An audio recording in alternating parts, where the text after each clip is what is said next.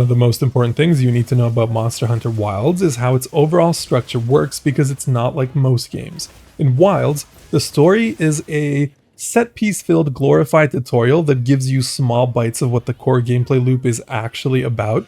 This is commonly referred to as low rank, and you need to play through it in order to get to a point where you unlock what the game calls high rank. Your game world becomes high rank essentially after you finish the main questline in the story, and that's when the game starts throwing much more advanced systems and situations at you. It's also when the game finally gives you that full feeling of freedom that you'd expect from an open-ended game like this. The high rank experience is usually what people are referring to when talking about Monster Hunter Wilds, and you should know that low rank can take you 10 to 20 hours of game time if you're new or if you haven't built up your monster hunting skills. It can definitely feel like a bit of a slog if you're already really good at the game, but if you like Wilds and you keep playing it, high rank is where you're going to be spending the vast majority of your time. And in this video, the fundamentals that we're covering apply to both low rank and high rank play, so everything you learn here will be applicable to basically all areas of the game. So what do you actually do in Monster Hunter Wilds? Well, you go out into the world to slay monsters in epic fights, you get all sorts of crafting materials from them and the wilderness, then you go back to base to improve your gear with those materials, and then you prepare for the next hunt, and then you get back into the world to slay some more monsters, repeating the whole cycle. It's an engaging power fantasy, and the core gameplay loop and premise is deceptively simple, but if you enjoy it, you'll find yourself constantly thinking, oh, well, let me just slay one more monster before I go to bed, and then all of a sudden you hear the birds singing outside as you hit the dawn of a new day. Now, when you start playing Monster Hunter, the game will ask you to choose a weapon. You're free to pick from any of the game's weapon types and can always swap them around later, but it can be overwhelming trying to figure out what you like and what you don't like when you're brand new. The game will try to provide you with a recommendation based on the playstyle you say you want to have, but you might not know what kind of playstyle you like in the first place. So here's my advice. Pick a weapon that gives you good mobility when you're trying it out for the first time. It doesn't matter if you're good with the weapon or not. If you're able to move around and you feel like it's not burdening you with animations that are too long or locked in, just go with that weapon. Mobility is extremely important when you're new because you're going to be running away from things and dodging often while you're learning the ropes. Simply put, good mobility gives you the chance to learn as you play. For example, being able to run around safely and efficiently is a lot easier than perfectly parrying attacks from monsters you've never even seen before. Sometimes you can't even pronounce their names because it's Monster Hunter names. For many people, the quest for mobility early on leads them to using the dual blades. They're a fast weapon that has low attack up front, but you're constantly moving around with them, and you can enter powered up states to do a lot of big damage when the opportunity arises. So if you want to try out a bunch of weapons and you're still not sure what to go with, but you want to go with mobility, I highly recommend using the dual blades. And hey, if in the end you don't like them, you can always change your weapons, it's no big deal. I'm also going to give you plenty of combat tips, by the way, but we need to cover a few other topics before we can get there. Let's talk about some core systems next. So every time you take a major action, like let's say attacking, rolling, sprinting, you're going to burn stamina, and it's the yellow bar in the top left of the screen. It's right under your green health bar. Managing your stamina is essential to the Monster Hunter experience, and at first, you might feel like, oh, I never have enough stamina. This is totally normal, but you'll quickly adapt and naturally recognize if you're doing a lot of stamina costing actions the more you play the game. You'll become kind of in tune with the stamina system organically. Plus, you'll be able to develop skills, items, and upgrades that are going to help you with stamina management anyway. One thing that's a little bit unique here is that both your maximum stamina and maximum health will eventually decrease over a long period of time as you play the game.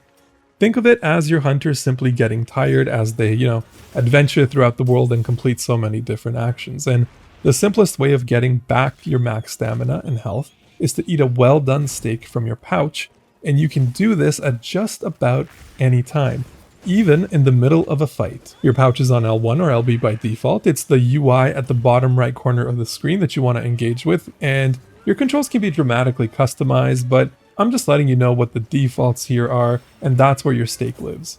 We'll talk more about food in a little bit, but right now let's talk about weapon sharpness. In the top left, under the yellow stamina bar, you'll see a gauge of your weapon that is filled with a color. Now you might see multiple gauges here depending on what weapon you're using, but I'm talking about the top one. This is your sharpness meter, and it goes down as you use your weapon more and more. If you let it get too low, your weapon will be worse and lose sharpness, dealing less damage and generally making your life more difficult. You generally want and need to keep your weapon sharp, so when it's time to sharpen it, you want to use the whetstone from your pouch as your default sharpening option. Now, you can access this in the same way as your stake, but a quicker way of doing it is from your radial menu. You still bring up the UI with L1 or LB, but then you can use the right stick to immediately flick up to your whetstone. And just like eating steak, you can sharpen your weapon at just about any time, even in combat. Sharpening does take some time to do so, so you want to be in a safe spot when you're doing it, or you want to be on your mount, which we'll talk about later. Let's get back to food for now. So you already know what well done steaks do, but you should also know that you can cook entire meals with ingredients that give you huge bonus effects. And you've probably seen this or similar systems in other games, and a lot of them were actually influenced by Monster Hunter, so that's kind of fun, you know, full circle moment there. But anyway, to cook, you can use your radial menu to bring up your grill, and then you mash some ingredients together to create a powerful meal. There's no real downside to eating meals, so be sure to always eat them when you can, unless you're specifically looking for a bigger challenge, which I don't recommend as a beginner player. Now from the same cooking menu, you can choose to grill your meat to make some well done steak, and there's a trick to getting way more steak out of every piece of raw meat that you have. So first things first, you want to take the steak off the grill as soon as it starts browning. You'll see that the meat changes color, but you'll also hear a sound cue for it, and there's like a little bit of a dash of smoke. And once you do that, your character is going to start cutting the steak to a beat.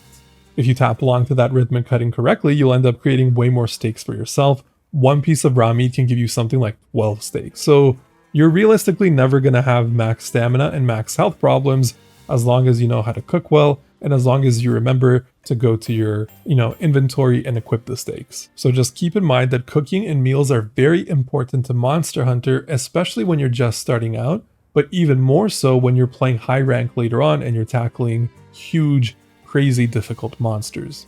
Alright, so you might be wondering, how the hell am I supposed to bring down these massive monsters when I'm just a little guy? Well, for this, I have a huge game-changing tip that might, change how you look at this game or how you approach it altogether. So, you don't need to do things alone. In fact, I highly recommend not trying to solo monsters when you're a brand new player. By default, it's just you and your cat buddy versus everyone. And if you're having trouble and are constantly being targeted by the enemy monsters, you might not have such a great time, because how are you supposed to learn if you're struggling and if the game is just defeating you? You might, slowly learn over time, but you might also just bounce off the game. So what you want to do is fire an SOS flare during every quest, every combat encounter. This will add AI teammates and humans to your hunt, and they'll go away after the monster is slain. And also, me saying humans feels so weird for some reason. I feel like I am ChatGPT. I'm going to be accused of being ChatGPT. Anyway, you don't have to worry about the quest rewards when you're using the SOS flare. Everyone is going to be able to get them, so you're not competing for that. And once the quest ends, you never have to see those AI buddies, you never have to see those other human players again if you don't want to. If you go to your post and join quest screen, you can even configure how the flare works. Maybe you just want AI teammates for whatever reason, maybe you only want human players, still feels weird to say, but I recommend turning on the setting that automatically fires the flare for you whenever a new quest kicks off. And one of the ways that you can access this menu and setting is just by talking to Alma and then hitting settings at the top. Now, when you're actually fighting a monster, you need to know that the game does a crazy level of simulation around its limbs, weak spots, and so much more. There's such an in-depth simulation happening here, which means that you can approach fights in a surprisingly logical manner for such a power fantasy game. For example, if you keep wailing on a monster's leg, you'll eventually break it, and that will reduce the monster's mobility, it's going to change how it acts, and the same goes for its arms, wings, tails, whatever else it has. So if you're not really sure how to take down a monster or where to begin with it, you can try to focus on its limbs from behind or the side. And this might not always be the most effective way to take down a monster, or the most optimal way, because maybe that monster could have strong limbs or something like that. But as a beginner, crippling a monster is a great way to break it down. And if that sounds too cruel to you, well, don't worry, according to the game's lore, you're doing this for science, I guess, and culture? But anyway, you'll also notice that as you fight a monster, you inflict cuts on it. You can spot them with your naked eye, but that might be hard at times, especially when there's a lot going on during a hectic fight. An easier way to see cuts is to go into focus mode with L2 or LT. This is almost a third-person shooter style aiming mode that gives you easier aiming for your attacks with the traditional reticule, but it also makes those cuts, or wounds as the game calls them, very visible. They glow red. And once you're in this aiming mode, you can target those wounds with R1 or RB to deal massive damage to the monster if you connect with them, and you'll go into this cool invincible animation, often knocking the monster down. When you knock a monster down, that's when you want to go crazy on it, unleash the best attacks that you know, and target its largest weak spots or just any specific spots that you're currently working on. If you're not sure where the monster is strong versus weak, pay attention to the color and to the amount of your damage numbers coming out of it. But also, you can check what's basically your Pokedex when you're going on a quest, and as you play the game, you'll accrue more and more data on these monsters that will be logged for your convenience, so things like weaknesses to certain affinities and just general weak spots to their bodies, their behaviors, where they're going to spawn, what weather they like, that kind of thing. And whenever you're in doubt during combat, don't forget to simply roll away a few times. You're naturally going to start recognizing monster patterns as you play through the game and, get some reps in, but at the start, rolling is truly your best friend. Use it often to get away from attacks or what you think will be attacks. This is why we talked about mobility early on. You want to be mobile so you can play around the monster and not feel like it's trapping you without you knowing what to do. By the way, your mount, which is called the Sacred, is almost a cheat code in combat. So whenever you feel like things are getting too intense, or if you just need to go off to the side to eat or sharpen your weapons, hit up on your D-pad. Your Sacred will pick you up quickly and put some distance between you and the monster. This gives you plenty of time to recuperate, regroup, and you want to make sure you do this as often as you need it. There's really no downside to it. Your mount is great, and by default it moves on its own, which lets you focus on doing whatever it is that you need to do to get back to the fight. You can also override your mount's controls by just, moving your left stick, and if you really want, you can go into the settings and disable auto movement completely. Once you wail on a monster enough, it'll start running away from you, and this is another situation where the Sacred shines. You just hop on it, and you let it chase the monster while you prepare for the next stage of the fight. Don't forget, you can tell your Sacred to sprint by clicking on the left stick by default, and your Sacred also has its own inventory, which can come in handy during combat downtime. You just hit left on the D-pad while you're on the Sacred. You can check out if you have any items that you need there, and sometimes your cat buddy, your Palico, is going to add items to there. Now, one thing I do want to point out is that the game doesn't truly tell you how to use your weapons properly. It lists some combos and moves you can do in training, but every weapon has so much more going on. Yeah, you can play the game with what the game tells you, but there's just so much more.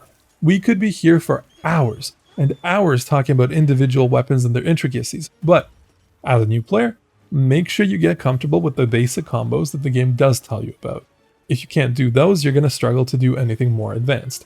I also recommend just looking at some short and simple weapon overview videos on YouTube to get a sense of what your weapon is truly capable of. It doesn't matter if you can't do, super long or crazy combos. You just want to know what your weapon is actually like, and you'll find that out by looking at how other people are using it, as well as experimenting on your own. I plan on making in-depth guides for most of the weapons in the game, so if you want, you can subscribe to me to see more of that.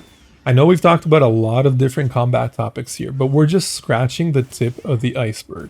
The main takeaway I want you to have is that you should be looking to cripple monsters as much as you can when you're new, and you do so by targeting specific limbs or other extremities or just specific zones of their body. You should always look to use your SOS flare unless you're strictly looking for a solo experience, but that is not something I recommend for new players. As you watch this video, you might have noticed that my game potentially looks a little bit different to yours, and there's a reason for that. No, it's not the washed out colors issue that I can't fix no matter what, it's the camera.